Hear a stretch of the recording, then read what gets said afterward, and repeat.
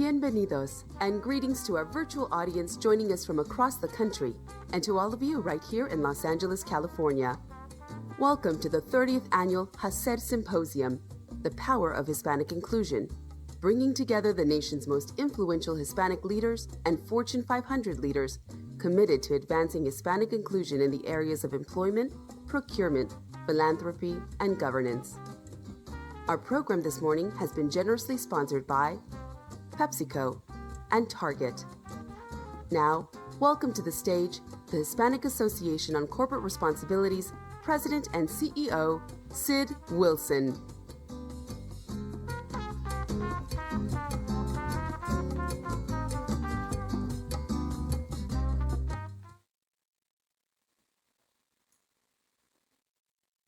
Oops, we got it? There we go. All right.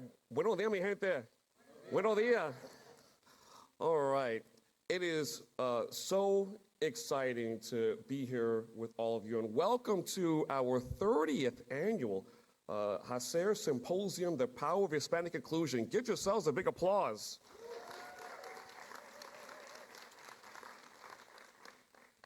We're so thrilled for what we have in store for you for the next 2 days. The HACR Symposium was the brainchild of our second executive director, Rick Bella, back in 1992, only a few years after the organization was founded in 1986.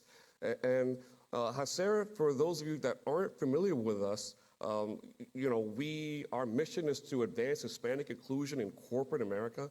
We're so excited for so many of you that are not only here in person, but we know we have a large number of leaders that are watching virtually. So for those of you that are virtually, buenos dias, good afternoon if you're on the East Coast. But we're so excited. I want to also share just a couple of housekeepings. One is that we encourage everyone to share it that way here. Make sure that we're sharing what we're doing on social media. Hopefully all of you got a chance to see the social media wall that we have outside. And just make sure that as you are including your social media posts, use the hashtag HACR SYM22 for short for HACR Symposium. So secondly, I also just want, before we get started, is that as many of us know, our brothers and sisters in Puerto Rico and the Dominican Republic were hit hard from Hurricane Fiona. And so recognizing the work of one of our good friends at the Hispanic Federation who have a strong presence, they're already doing relief. We want to make sure that we show the hashtag. We encourage everyone to be able to donate to the hurricane relief to make sure that we're providing that support. So I can't see the screen in front of me, but I think it's up there. If it is, I think you can do it from the hashtag. Is it up there yet? I can't see. So if not, our team will just make sure that we include that there so that we all make sure that we donate. So again, making sure that that's important, because we all got to support our brothers and sisters there. Unfortunately, we know what's been happening in Puerto Rico just a few years after Hurricane Maria and now Hurricane Fiona. I also want to just recognize that we're so proud and happy that so many of you are here, and many of you are here in large presence, both here as well as virtually. We have a great session in store for you this morning, this afternoon, some great sessions, amazing speakers.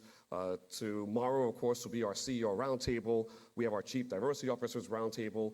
We have an amazing luncheon speaker, Pilar Ramos, who is one of the only 6, according to the Hispanic National Bar Association, only 6 Latinas that are serving as general counsels and corporate secretaries in any corporation of that size.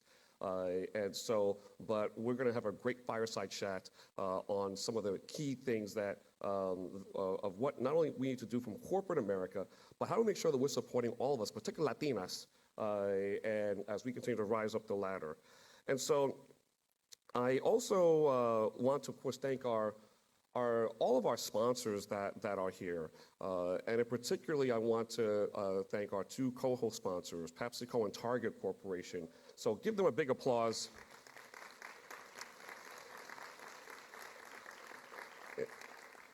Great. And so to to present on behalf of our co-host sponsor, PepsiCo. She's someone I've known for many, many years, a great leader within PepsiCo. She's the Senior Vice President for Global Diversity, Equity, and Inclusion. And I'm so proud because she recently got her PhD. So please welcome now, Doctora Merari Simeon.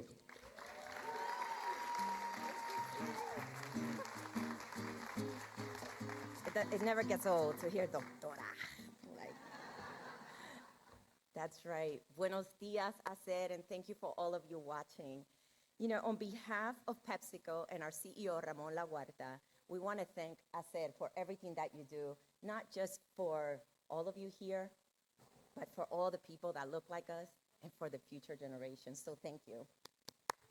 Come on, give him the round of applause. This week is not only a time to focus on ourselves and our development. It is the time for us to recognize our achievements, our accomplishments, our resiliency. It is time to recognize how important you also are, even if nobody else does. I stand before you here today as someone raised in a household where my parents, through their dedication and resilience, taught me responsibility. They taught me confidence and the power of my voice. Their road wasn't paved easily. I'm sure many of you haven't either. It was often rough. It was many times narrow, and certainly not straight. But they created a way. And watching them go through that journey has given me life lessons. And one of them is create what I want to see. And I want to see a world where Latinos are represented, respected, and celebrated at all levels. You see, my story is not unique. In fact, so many of us in this room are connected by a common thread and shared purpose to continue paving the road, building on the legacies of our parents, our abuelos, and those whose name we may not know. But those shoulders we stand on firmly today, we can say, sí se puede. How many of you believe that we can do it? How many of you believe sí se puede? It takes taking action and using our voice. So I want to ask you for something. For those of you who are watching virtually and those of you today, if you believe we could do it, stand up. And if you're watching virtually, stand up. And now I want us to use our voices. And on the count to 3, shout loud so that our neighborhoods at home can hear us, so that they could hear you in Puerto Rico, que sí se puede. 1, 2, 3. Sí se puede. Thank you. Thank you. At PepsiCo, we understand that increasing Hispanic representation within our workforce, building programs, and helping our communities, bringing equity to our communities is the right thing to do for our business. So I want to roll the video now and tell you and show you some of the things that PepsiCo is doing and why we invested $172 million in our people and our community. Let's roll the video. In 2020, we launched our Racial Equality Journey Hispanic Initiative, a more than $172 million set of commitments over 5 years to uplift Hispanic communities and businesses and increase Hispanic representation within PepsiCo while helping to dismantle long-standing racial barriers. Year 2 in our 5-year journey, and we're proud of the progress we have made across people, businesses, and communities. For our people, we increased our Hispanic managerial representation to 9.6% and added 31 more Hispanic associates to our executive ranks. For businesses, our Jefa-owned campaign celebrated Latina-owned small business owners, elevating their economic impact and valuable contributions to communities far and wide. As we commemorate 40 years of our supplier diversity program, we're proud that we have spent more than $250 million with Hispanic suppliers in 2021. And for our communities, we expanded the reach of our community college scholarship program from 11 cities to 20 cities across the U.S. And I'm so honored to actually inform you that you have been selected as one of our PepsiCo Foundation Smile Scholarship recipients this year. Seriously? Through our SMILE program in our second year, we awarded 25 scholarships for students transitioning from 2-year to 4-year colleges and universities. And finally, our Team of Champions program, which supports Hispanic and Black youth gain access to the game of soccer, supported 19,000 athletes and coaches across the U.S. and helped 20 student athletes through the Access U Recruiting Mentorship Program, helping to build the next generation of scholar athletes. Our progress is made possible by our associates who passionately work to deliver against our goals. We're committed to continue this journey and catalyze positive change for our people, business partners, and communities.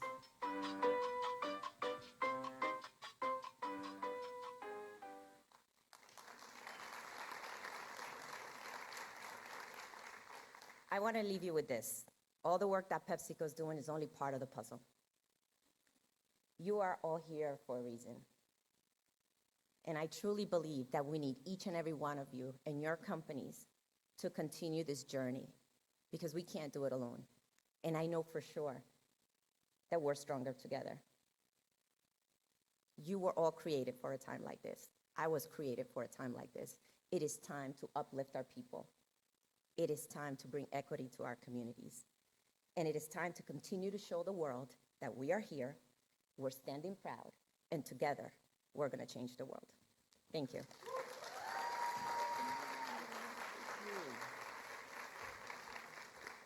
Thank you so much, Doctora Marari Simeon. So proud of that. I'd love to say you earned that title, Doctora. So I'd like to also recognize our second co-host sponsor, Target Corporation. A big applause for Target Corporation.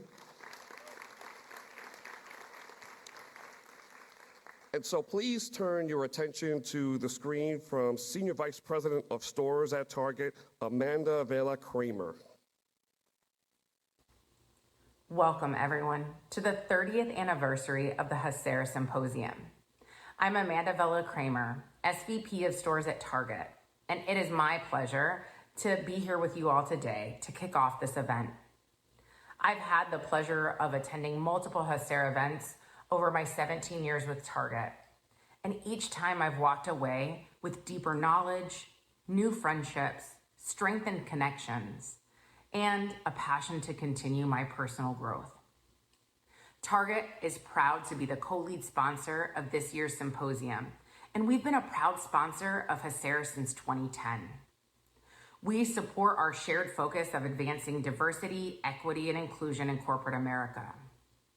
And for Target, over the last 5 years, our investments in Latino-owned suppliers, media, localization efforts, and community organizations has totaled more than $1.1 billion, and we plan to continue these commitments.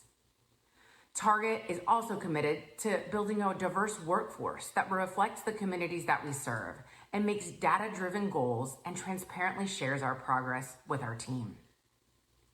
Our ambitious DE&I goals have helped us recruit and retain more diverse team members, offer products from diverse suppliers, direct our corporate giving and Target Foundation support to communities of color, and more. Leaders are charged with achieving these goals, and we're focused on building a team that reflects our guests, increasing advancement opportunities, reducing turnover amongst team members from diverse backgrounds, and helping all team members have equitable experiences across Target. We're proud to share that we've met or exceeded almost all of our 2019 to 2021 goals, from increasing promotions for people of color to meeting our spending goal for diverse suppliers, and we've set ambitious goals for the future. I want to thank HACR for allowing us this opportunity to connect and collaborate, and for all of you attending for your commitment to advancing inclusion in your organizations and communities. On behalf of myself and Target, to everyone participating in this event, thank you for investing in yourself.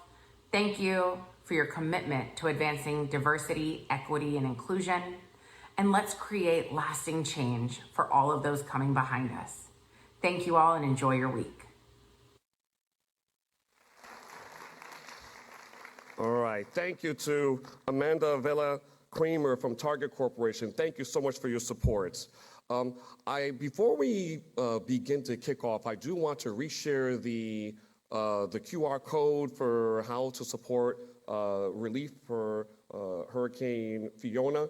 So certainly we ask everyone to show your support, and anything that you can do to support will be great. We'll put the hashtag up there for a little while, and hopefully you all can capture that. Any support is helpful because we know that the support is needed in Puerto Rico and the Dominican Republic. So thank you very much. All right. One last housekeeping, which I forgot to mention, which may encourage you to post on social media a little more frequently, is that we're going to be tracking who posts the most. And at our HACR Corporate Inclusion Index Awards dinner tomorrow night, the winner that posts the most will be receiving a beautiful 3 days, 2-night stay at Caesars. So in any one of the Caesars properties.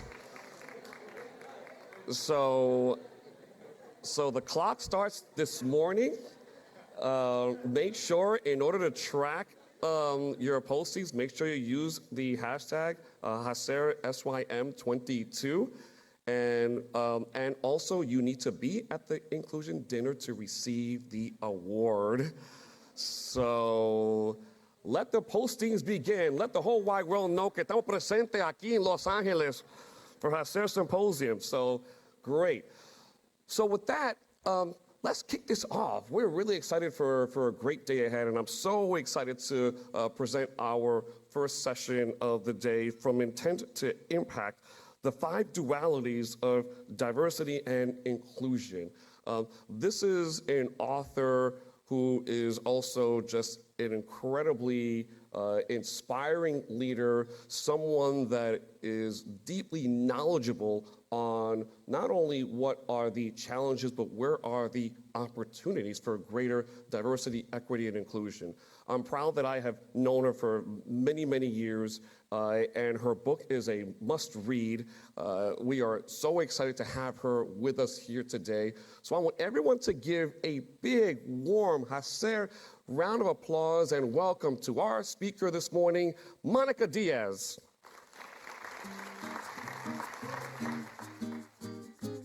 Thank you, Sid.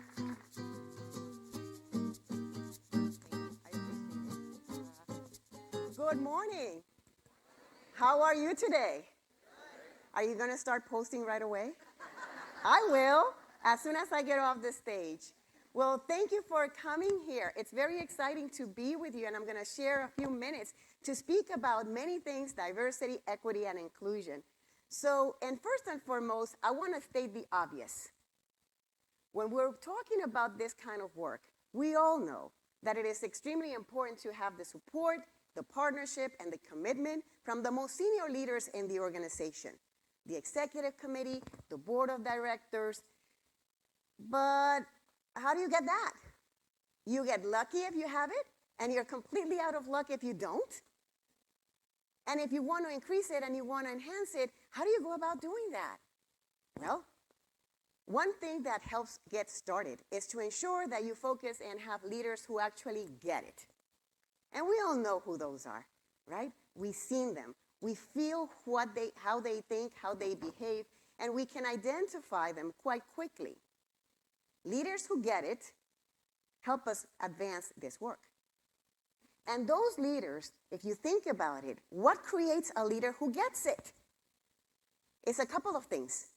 First, they typically have had early experiences in their lives that help them understand many things about human differences, recognize their own identity, and how they relate to the world. Early experiences tend to be very deep and will last a lifetime. But not all leaders have that experience, those experiences early in life. Some may have to get to college to then encounter people who are different from them in their family environment, in their hometown. And that's when they start exposing themselves to differences in people. And there's a third opportunity that I found is most common, and leaders in organization, which is they just got to work. And that's when they started traveling, maybe in the country or to other countries, and there's like a Pandora box that opens for them, and they start getting things and seeing things that they didn't imagine existed before. So those are 3 opportunities that you have to identify. This is a leader who gets it. But how do they behave? What do you think is the most important thing that you can identify when you say, how do I know that somebody really gets it? You will see what they do. So you will know because of their behavior. And you will find that they typically see connections. They see inequities. They see things in a conversation that others may not. In addition to that, they have a tendency to ask more questions. They're curious. They kind of not necessarily take things for granted. And in a work environment, they're saying, why do you think that way? Help me understand where that comes from. So they ask many questions. And in addition to that, they help other people connect the dots. And that's the most important thing. That's where they can have their greatest impact, by helping others see what they might be missing, because they may have not had the greatest experiences or the most variety of experiences in their lives. I met a few leaders who actually get it, and I'm sure you do too. One of them is Chris. And of course, that's not his real name, but it's the name that I gave him on my book, so you know you can remain anonymous and things like that. But the experience is absolutely real and true. Chris is one of those examples of leaders who get it. Chris is not necessarily like me. Chris is one of those guys that you meet and you cherish for your whole life. And we had a lot of conversations in his office about leadership, about what he thought it was true and what he believed it was true in leadership, where he saw differences. And I got to know Chris a little bit deeply in terms of where is it that those experiences came from. You see, he was very different than me. And one day he actually told me, Monica, do you realize that leaders actually don't look like you, right? They look more like me. And I said, like, yeah, I know. Go figure. But it was true. You know, Chris is a white, tall, slender guy from the South. And I made the habit, because, you know, an average Latina is 5 feet, 1.7 inches, and I'm barely, that's a data point. Go and Google it. I am barely 5 feet short, flat. So I made the habit of speaking with Chris sitting down so we could see eye to eye. Never would I speak like something important with Chris, like, yes, Chris, tell me what about it. No, that didn't work. So we had a great conversations that were very true. So that's why he said, they don't look like you, they look like me. And I said, like, I realize that. But Chris and I were talking about how were those things and experiences that made him get it. And I got to learn that Chris had been raised in the South of the United States. And as a child, he would remember an experience he had when speaking with his father when he was 8 years old. And he was walking with his father down the street, and he saw all of a sudden that an old black man was coming towards them. But as he saw them, he stepped on the side and made a bit of a reverence and a bow to the white boy with his father coming down the street. And he asked his father, he told me, why is that? Why did that man do that? And his father was very wise and explained to him why that was different than what Chris was taught from an early age. That is, you show respect to your elders, not the other way around. So that got Chris thinking. Fast forward, Chris got it. He had conversations with his father to understand the unfairness of that behavior, how that was different than anything else that his family stood for. Leaders who get it. And then there's leaders who don't get it. Okay? I'm sure you've seen some of those, and so have I. They are leaders who, probably could use a little bit of help. Okay? And they may not necessarily be ill-intended. Let me give you an example of one of those. When I was working in a department that I was about to move to another one, I had worked in this organization for several years, and I was getting promoted. I was going to another department. And I had made the habit at that time of asking every leader before I left their organization or their team or what have you, if they had any piece of advice for me to keep moving on, right? And I typically got super helpful feedback and saying, okay, this is what you can focus on to keep advancing your career. So I was absolutely certain that I would get very much valuable feedback from this leader because I had been working on his department for years. I got great reviews, I got promoted, so I was valued. And I was completely ready for it. And I asked him, hey, help me understand what do you think might be an opportunity? And then he asked, so you really want to know? It's like, yes, absolutely. He was a very direct communicator, you know. So I was expecting like, yeah, punchy, helpful, clear. I'm going to get real wisdom from this guy. And then he said, well, don't get me wrong. Wrong start. But if I were you, I would work on your accent. I didn't say that. I was actually one of those moments when you stop the movie and you forget whatever happened after that second. That was me. I was shocked. I was disturbed. I didn't know how to react. Really? After working on my competencies, my skills, how to do things, how to be professional, how to look good when I was giving a presentation, he could speak on my accent. So there's choices that we have to make. What would I do with that information the rest of my life? Was it ill-intended? Didn't he realize what he meant? Well, no. Some people need a bit of help because actually, leaders who don't necessarily get it yet might be needing some opportunity. This is me being, very kind. They may have good intentions. He really, to this day, I believe, he really wanted to tell me something that other people may have been thinking and they were not telling me. That was important. His intention was good. He had enough of a relationship with me to tell me something that if he realized it was going to be tough or not, I don't know. But he was telling me something that is out there in the universe that people may not tell me. So his intention was good. I truly believe it to this day. But the impact that he had on me was not positive. But that's not on him, that's on me. What do I do with my circumstances? Okay, how do I take it? And one of the things that I realized is that some leaders just need better work experiences or personal experiences, life experiences, to actually be able to get them to a point that we get it. So we needed to get to work. So part of what I had to do before I can help anybody, because remember, I'm still in shock. I'm still trying to process what he told me, is like, how do I come to terms with this? And before we can work on anybody else, I always think it's important to start with yourself. And that's what I would call, that I had at that time, my Latina awakening.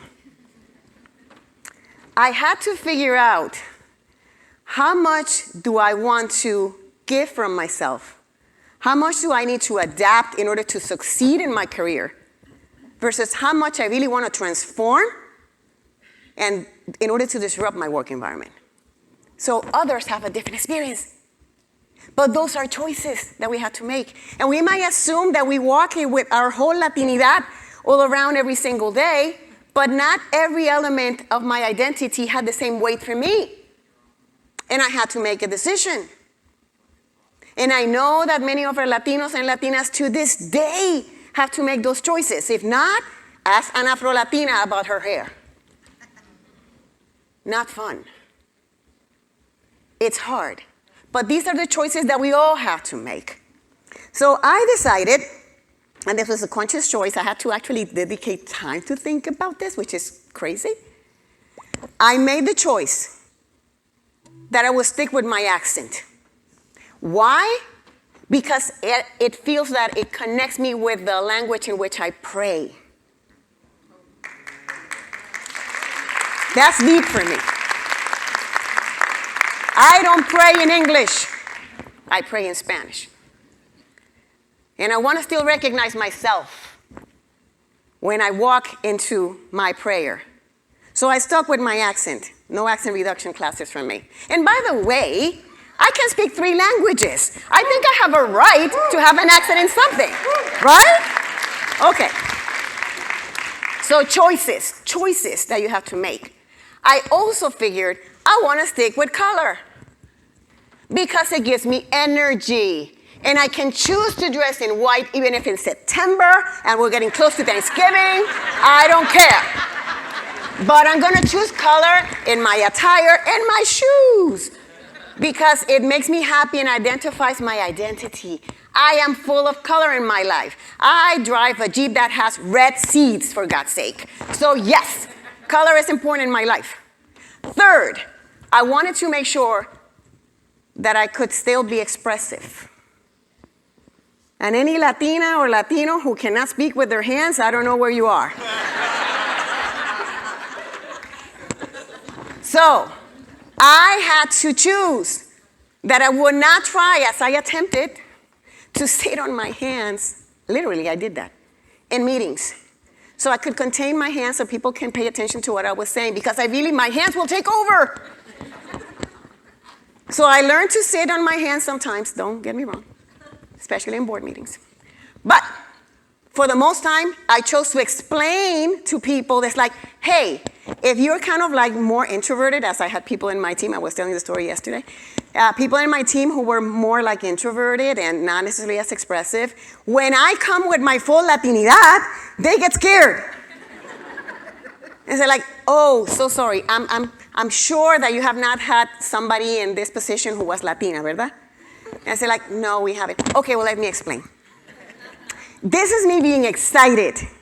This is me being so full of energy about what you can accomplish. I'm not angry, I'm not forceful. This is just me being happy. It's like, oh.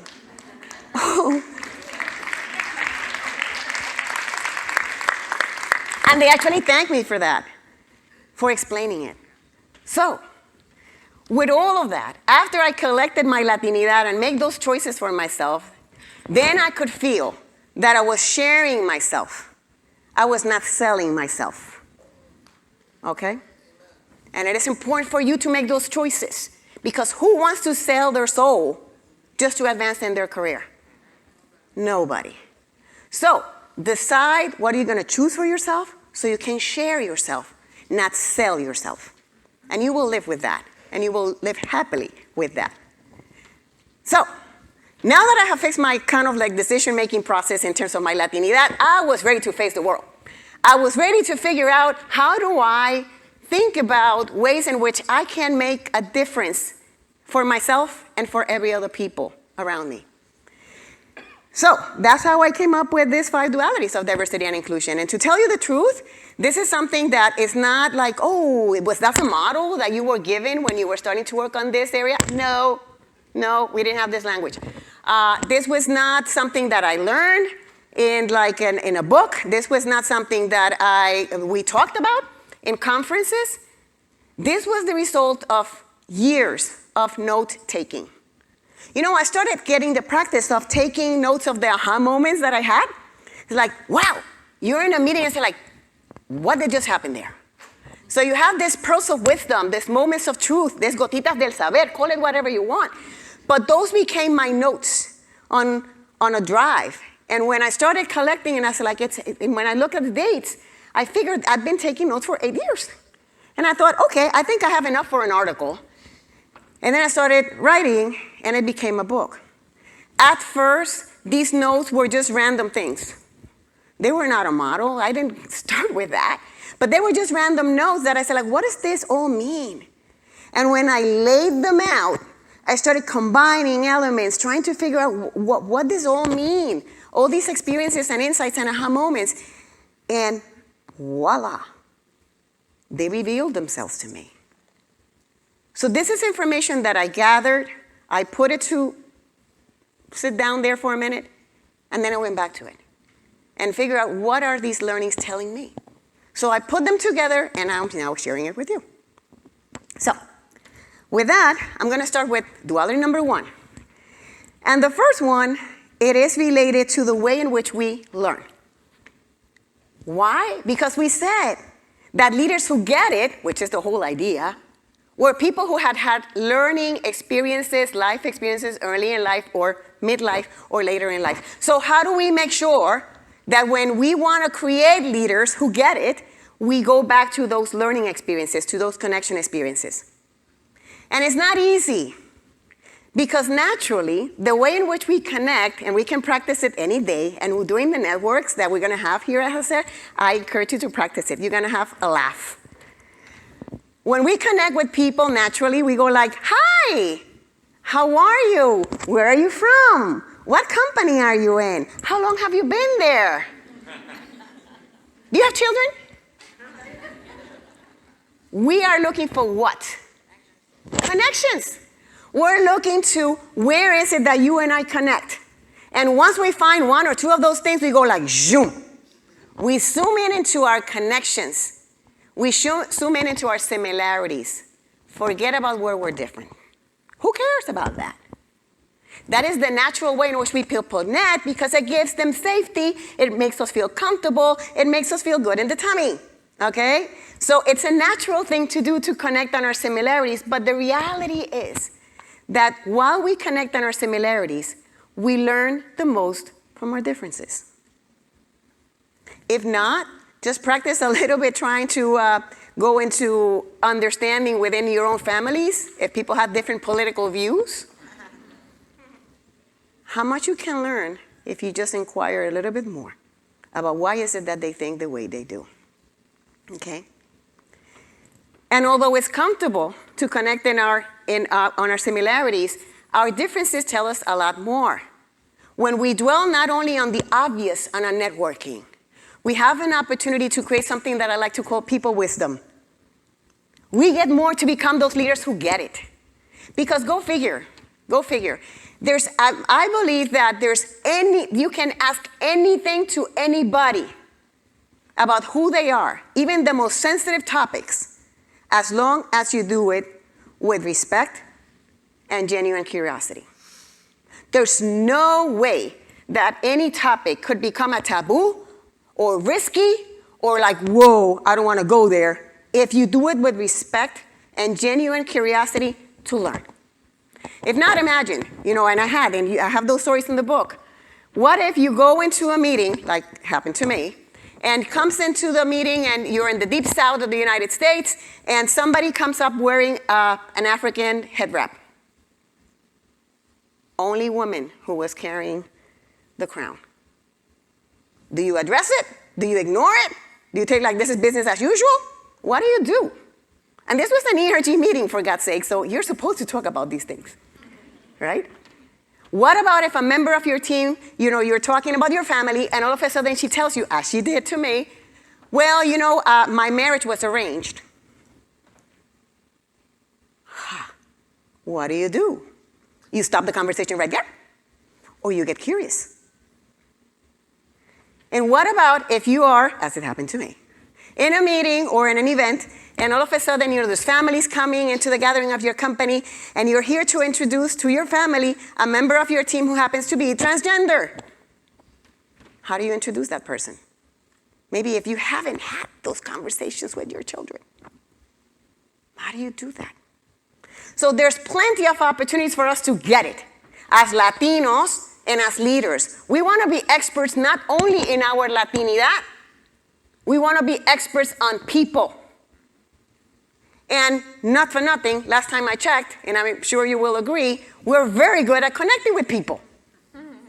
But we just have to have an opportunity to show up not only as the Latino leaders, but as the leader who have the people with them to lead our organizations differently.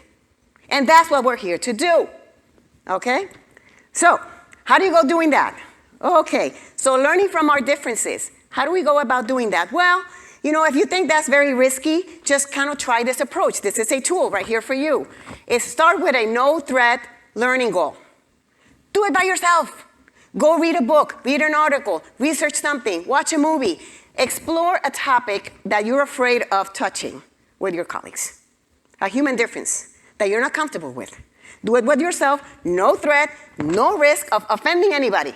Do it with yourself. And after you do that for 21 days or several weeks or several years, then you might be ready to go and find a buddy. You know, I'm a scuba diver. I would not dare to go into deep waters without a buddy. So, find a buddy. Somebody who you can talk to. You can ask tricky questions in this space of trust and environment. And after you do that, you have a great opportunity to go and immerse yourself. Go into the deep water. Like I did with my husband when we were the only cisgender couple going into a completely LGBTQ party. I wanted to test how I felt. I wanted to test if I could truly sustain with a straight face when I could say that love is love, and no matter how I see it, I'm going to be fine, and I'm going to be happy for people who show love to each other. But I wanted to test that in my bone, not only say it. So, go and immerse yourself into those situations. Second duality, think and know. Well, this is about not making assumptions, right? You want to make sure that when you're trying to understand people who are different than you, you don't make assumptions, you don't play old tapes, okay? Think and know is just about making sure that you give people a fair chance. There was a lady in technology, Anne, in technology, who used to be within my organization. She was super smart, super talented. She was, of course, a woman in technology, which is not necessarily that common still to this day. And she had more knowledge and patents under her belt than many of her colleagues, but she was brought in to make dramatic change in her organization. And you would think that she would have the support of her CIO to do that because he brought her in, but he was always traveling. He didn't have time for her or anybody else. But the problem was that she was put in an environment that was not necessarily something that she was as familiar with. This necessarily to have those relationships and that sponsorship, so make sure that you succeed. So when people started asking, hey, how is Anne doing? Everybody in her team was very quick to say, well, I think she's struggling. You know, her team doesn't necessarily like the changes she's making. Of course, she was brought in to make radical change. Everybody had a thought. And when I asked, how many of you have actually spoken with her? Think and know. Everybody thought something, but very few knew something about Anne. So again, don't make assumptions. Explore what is it that is informing your thinking. And it's funny because after that you will find yourself in the habit, as I have developed myself, to when people ask me, what do you think about this? When I say I respond by saying, I can tell you what I think, but let me tell you what I think and let me tell you what I know. And there's a big difference. And I got into the habit of explaining this to leaders. I can give you my opinion, but that's not what's more important. Because if it's not a corroborated information, then you should not pay attention to me as much, okay? So, and if people are saying, oh, but I have checked with other people who think exactly like I do, beware, beware. Group thinking is very quick when people who have sameness. And if you're asking people like you, what do they think about something, you're going to get an answer that very much looks like what you're already thinking. That's the risk of sameness of group thinking. That maybe you're all wrong. Okay? Pain and possibility. Duality number duality number 3. This means that we all want to explain and understand better what are the real reasons that somebody may have to engage in this kind of work. And I found that leaders, and this is so amusing when you do it in a meeting, so leaders come to this work about human differences with 2 motivations. Either they want to mitigate pain, or they want to make sure that they create possibilities. Mitigate pain sounds more like, oh, you know, help me make sure that we don't get any discrimination lawsuits, that people are not complaining, and that we don't have any bad reputation for our company. That's pain mitigation. And then there's other people, particular leaders, interesting, who are in legacy mode before they retire. They go all for the possibilities. Monica, help us create the most inclusive work environment that there can be. I would love that to be my legacy.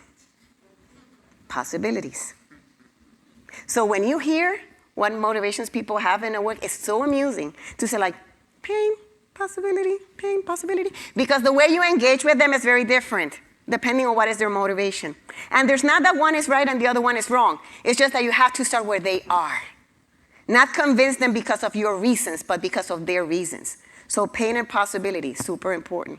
And by the way, part of what was a great insight on this one was a group that I was working with in an organization that was very much working for years on the Latino market.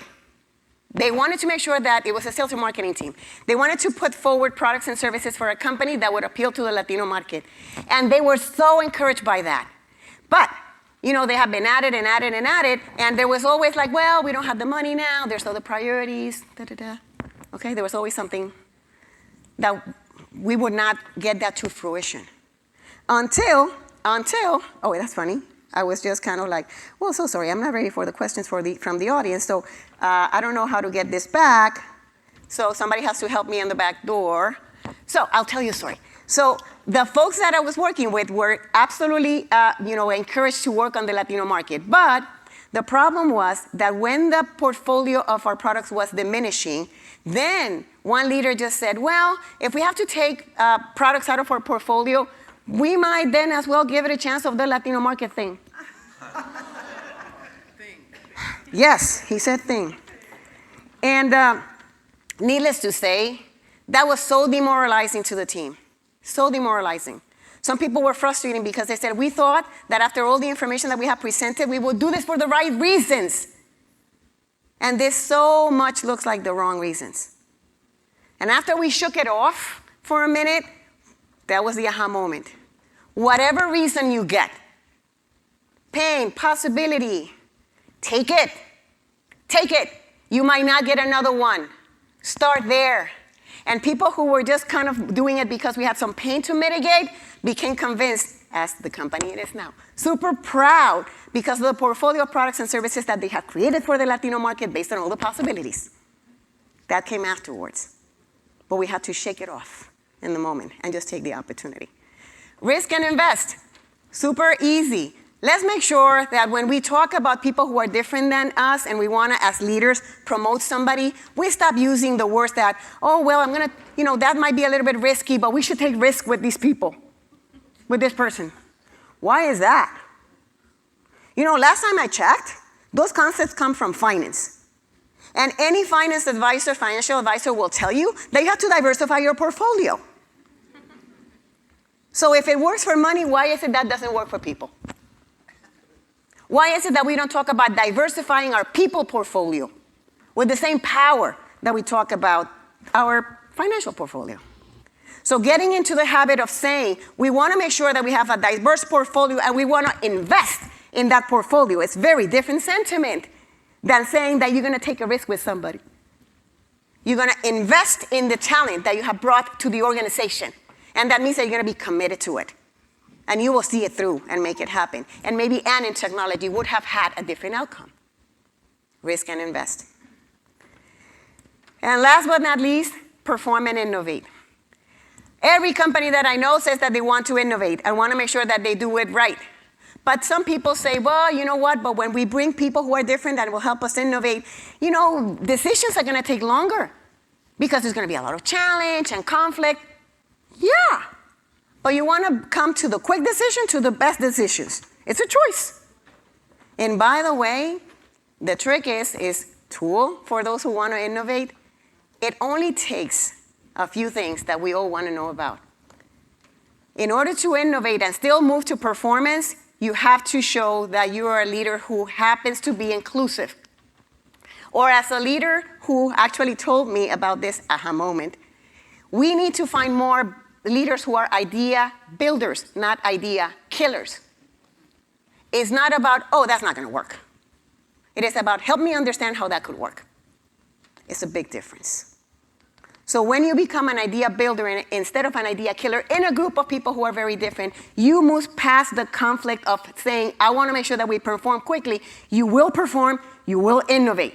You just have to give it the space and make sure that you let it evolve. So that's how I came up with the 5 dualities of diversity and inclusion. I hope that gives you an opportunity to move from the promise of diversity and inclusion to go to a better intent and to get your greatest impact. So thank you so much.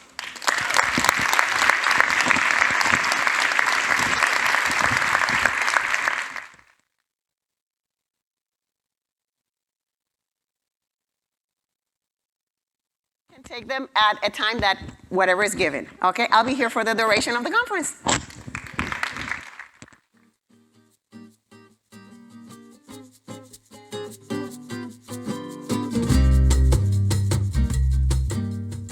Good morning. Buenos dias.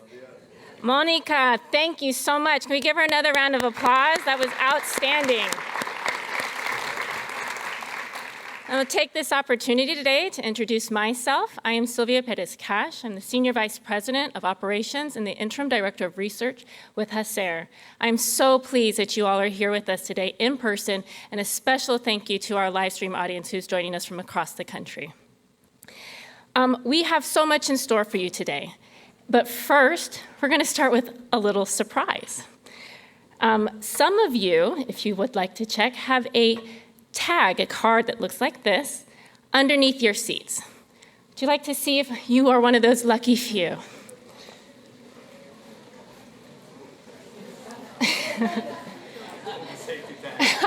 Not that one.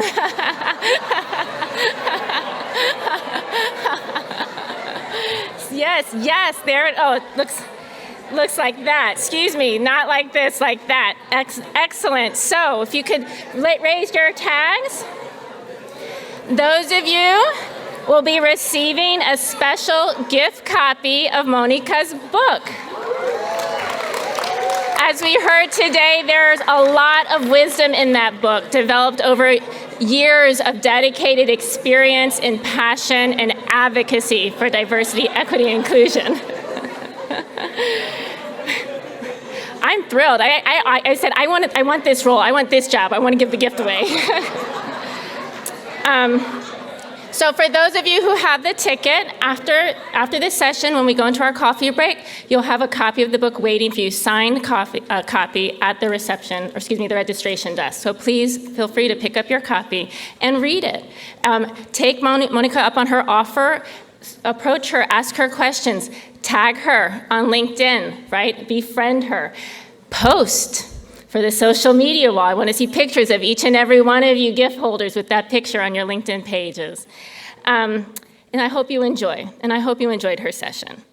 And with that, we're a little early, so you have a little bit more time, but we're going to step out for a coffee break, un cafecito, and we'll be returning to this session here in this room at 10:15 for our next session of the morning, which will be Rising in the Corporate Ladder, Empowering Latina Advancement Through Acculturation. So thank you so much for kicking your day off with us, and we will see you here at 10:15.